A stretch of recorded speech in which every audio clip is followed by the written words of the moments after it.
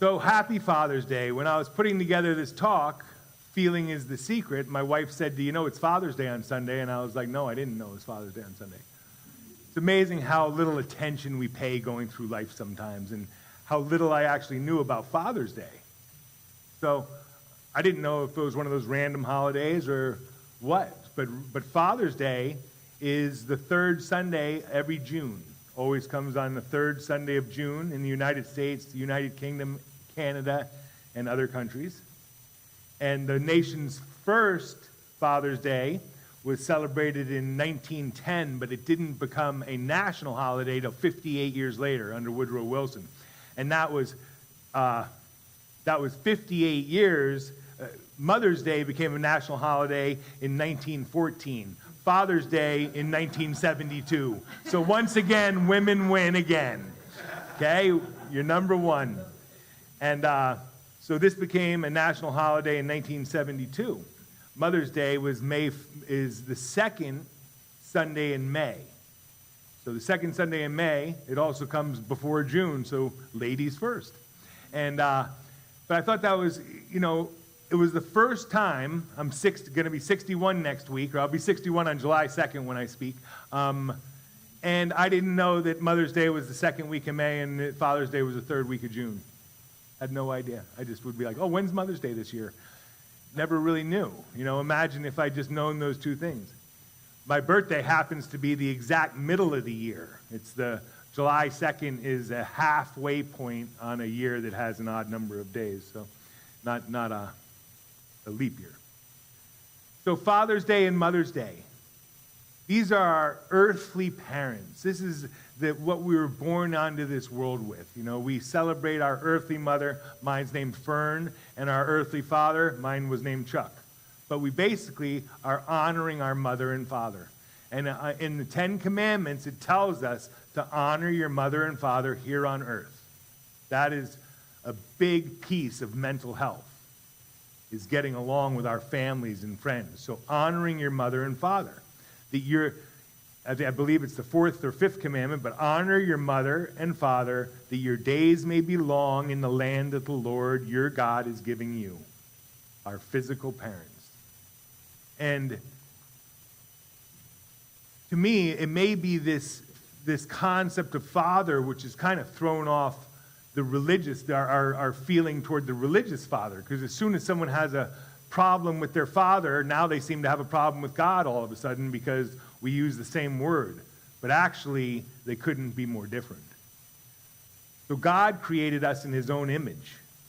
I suppose our father, our physical father, also created us in his own image, genetically and environmentally.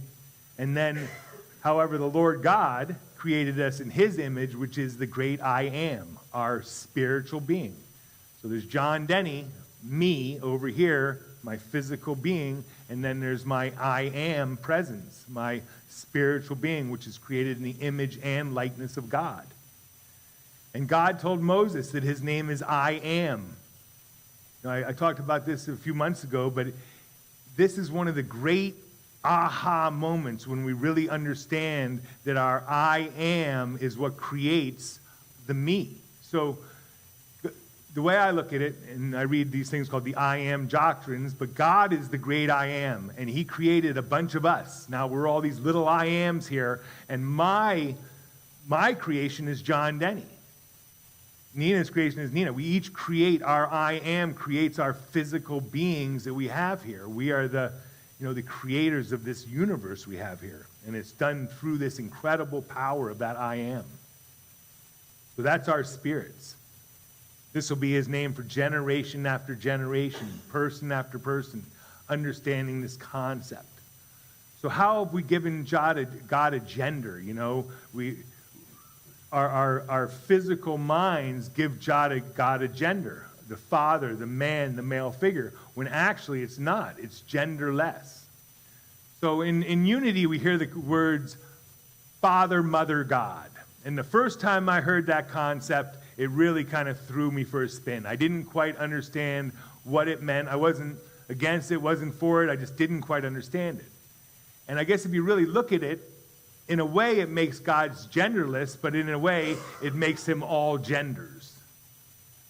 But God is spirit, and we know God is spirit and in truth. So giving God a gender doesn't work. So this could be a little bit politically incorrect, but I figure God must be non-binary. So it's the first time I've ever used that word in anything that made any sense to me at all. But I was like, God is non-binary. Finally, a definition for that word. And, this whole gender thing has me confused on the mental and physical level, but on the spiritual level, to me, it's really clear. It is beyond gender, beyond anything that. So I got it, but didn't get it. So how do we bring these two worlds together? How do we bring the world of the spirit, our Father, and the world of the physical, my father, my parents? How do we bring it all together so that we can make sense of it? Because what happens is we try to make sense of the spiritual world from our physical self, and that's really hard, and then we try to make sense of the physical world from our spiritual self. So there gets to be this confusion. And I think that when we can put those two together and understand the relationship, then it becomes much clearer. So feeling is the secret is a concept by Neville Goddard. He is one of the great, I think he's one of the great metaphysical writers that we have. And one of the first quotes I found was from Abraham Lincoln. Now, I don't think this is Abraham Lincoln's quote, but it's a quote that he used when people asked him about his religion. And he said that basically, when I do good, I feel good. When I do bad, I feel bad. This is my religion. Sort of the simplest form. But if we're doing good, we're thinking God thoughts. If we're doing bad, we're thinking lower thoughts. So sensation precedes manifestation. It's the foundation upon which all manifestation rests. How do we go from an idea to making it part of my world? There's something about it. We come up with an idea and it feels really good. Yeah, I want to be a doctor, and suddenly you get this feeling and you just know what you want. It's almost like when I come up here, I can't tell you guys, it's like the drive for me to come and share these messages is beyond anything I understand. It's just sort of a deeper drive. I don't know, it's kind of like living for it. But you have this higher calling, let's call it that, rather than my ego calling. So sensation precedes manifestation. We're going to feel something before we get it. And this is sort of one of the tricks, because generally we end up wanting something but believing something else. I really want this, but I feel this. I want to be healthy, wealthy, but I feel like I'm in lack or poor or whatever. So there's a difference, and we have to realize we're going to get what we feel, not what we want. This is something I talk about to my clients all the time. We get what we believe, not what we want. And we always get what we believe. So we have to be very careful of our moods and feelings, because there's an unbroken connection between our feelings and our visible world. And this is the whole Neville Goddard ideas. So our bodies are emotional filters, and they bear unmistakable marks of your present emotional conditions. Whatever you've had, we kind of bring it with us. It gets instilled in our cells, so to speak. So we have to be super careful of that, because he says these suppressed emotions are the cause of all disease, all ill health. So don't waste one moment in regret. This is one of my favorite Neville Goddard statements. Do not spend one moment in regret, for to think feelingly of the past, mistakes of life, will reinfect you. We'll end up recreating the exact things that we're trying to get away from. And it's not that we want to do that, it's because that's the law of cause and effect. We can't get anything else. So our ideas are impressed on the subconscious. They're impressed on the subconscious mind. We have the conscious and the subconscious. Through this medium of feeling is what connects the two sides. We really feel something. No idea can be impressed on the subconscious until it is felt inside. But once it is felt, be it good or bad or indifferent, it must be expressed once we feel it. On a company I work with called Heart Math, you can hook a person up and show them their heart rhythms, and I can literally see if you're having a good thought or a bad thought, a thought of emotion or a thought of calm. I can see it right in your heart, and you can't hide it. It's just right there. So we want to turn from our physical appearances and assume the feeling that would be yours if you already had that thing you wish to be. Assuming the feeling of the wish fulfilled. So feeling is the one and only medium which we can convey ideas to the subconscious. The Hermetic principle of as above, so below has a corollary one, as below, so above. And when we get in our bodies and we start to get in a real emotional state, we have to be careful, because then our emotional state impresses the subconscious, and then it starts to become a cycle where we head in that direction.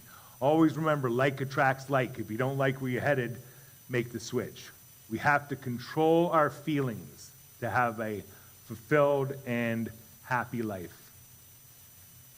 Carol always told me, my mentor, he was 85 when I met him, and he said, emotions are neither good nor bad, but we must channel them. Runaway emotions can be very destructive once they're not channeled, but we just need to channel them. And whenever your feeling is in conflict with your wish, your feeling will be the victor.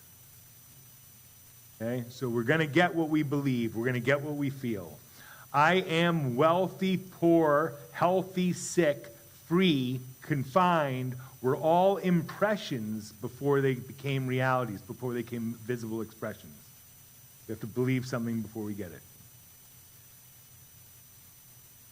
So this is a quote that I really like. Your world is your consciousness objectified. Waste no time trying to change the outside. Change the within or the impression, and the outside will change and take care of itself. When the truth of this statement dawns upon you, you will know that you have found the lost word or the key to every door. I am is that key, is the magical lost word which was made flesh, the lightness of which you are conscious of being. I am. I cannot tell you the power of I am. It is the magic word. Emmett Fox calls it the secret of life. He said, this is the secret word, I am. It is the secret of life. And I'm finding that more and more. Everything I get and I don't want is a direct relation because I've claimed it for myself. So what we feel. So we're feeling beings. I believe that basically we're motivated by one of two things. Either to feel good, so we go towards something to make it feel good, or we avoid stuff that's going to make us feel bad. And one of the things that really makes people feel good is a hug. And I was reading about the psychologists in London claim they have cracked the code on the perfect hug. And they said a perfect hug should be between 5 and 10 seconds. To really start releasing the oxytocin, but we don't do that. Most people don't. So they found that longer hugs produced a more immediate pleasure boost. In the study, blindfolded participants were asked to hug for 10 seconds or more and reported how pleasant it was. The pandemic, they say, completely deprived people of hugging at a time when they needed it most. So it's possible surprise that longer hugs were rated best, while the shorter ones resulted in lower immediate response. So Barry and I took a lot of Alan Cohen. We took a couple Alan Cohen retreats where you go spend a week with him and, eat vegetarian and figure out how good you are. And he gave this little hug contest, a little hug demonstration. So Ronnie, can you come up here for a minute? We're going to show you, we're going to go through 4 basic types of hugs, okay? One is sort of the obligatory bro hug or the obligatory hug, one that we just give that we feel like we're supposed to. There's a few things. One, no eye contact. You don't want to make any eye contact. If you want it to be about less than a second, and you want to give sort of 2 quick pats on the back. So it may look like this, but we certainly don't touch our bodies. So it's the A-frame, you keep yourself well away, right? So that's and we don't get much benefit from that hug. The second, so that's the A-frame hug. The second time is so this is one Barry and I laugh about all the time, but it's the condescending hug, where someone sort of gives you a hug almost because they feel sorry for you. It's okay, Ronnie, it's okay, And you sort of get this feeling like, I'm not really getting a hug, I'm sort of getting, patted on the head a little bit, right? So the condescending hug. And then we have the meaningful hugs. So a meaningful hug should last between over 5 to 10 seconds, which can be very long, uncomfortable time. I was practicing that with my sister last week. So now, if we're going to have a real hug, a true hug, genderless, non-binary hug, okay? We have a nice hug and we feel it. So 1, 2, 3, 4, 4.5, 4 3/4, 5. But when you have a hug like that, you feel the oxytocin, you feel the chemicals change in your body. And it's a rare thing that people get a real hug. My mother is the worst hugger in the world. And she cannot say goodbye. Anything that instills any emotion in her, but giving a hug for more than a second. But we started playing with it last week after I read this article. And it's like, yeah, when you get that 5 to 10 seconds, you feel the chemicals. You're like, oh, there it is, Right, it's like taking a deep breath. So I told Ronnie I was going to bring him up here, and he's like, can you tell me why? I'm like, no, I can't tell you why. It kind of wrecked the whole thing.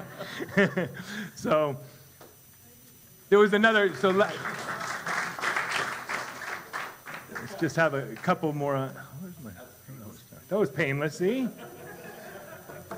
A couple more ideas here. So in the last Olympics, I coach athletes. And in the last Olympics, I had 3 athletes I was coaching, a skateboarder, a sailor, and a golfer. Well, another really good, another one of my interests is volleyball. My daughter, her life is volleyball. So she plays pro volleyball, makes a living playing volleyball.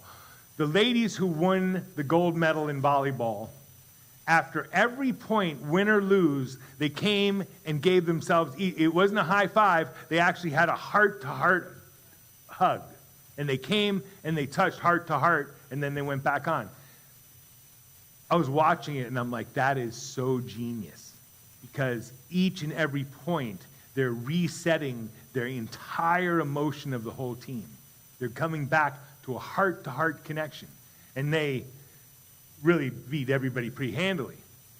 One of the greatest volleyball players is Kerry Walsh.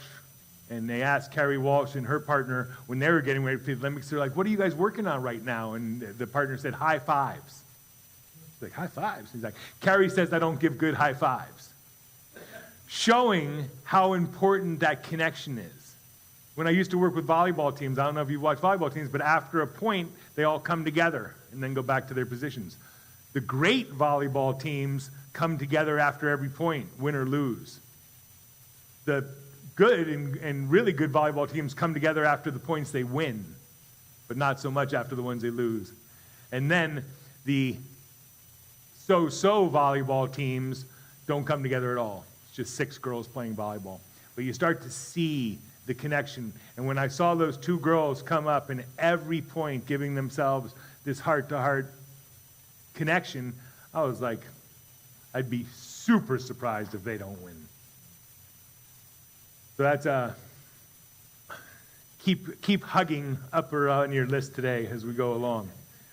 So what can we do? What can we do to make people feel better? Tell a joke, all the things we talked about last week when we were talking about the golden rule, or 2 weeks ago, holding a door, letting someone go ahead of you, whatever it might be. How can we go about making people feel a little bit better each day? And certainly a hug does that too.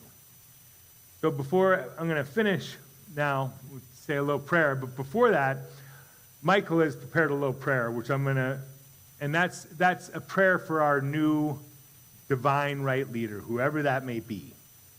So before I give our closing prayer, I'd just like you to all join me in this prayer for Unity of Jupiter. So we pray for the perfect home and the perfect minister for Unity of Jupiter. They've already been chosen by God. We affirm both will be revealed to us in God's time and keep our hearts and our minds open to the beautiful future that is in store for our spiritual community, our out-of-this-world spiritual community. So now let us pray. Taking a deep breath,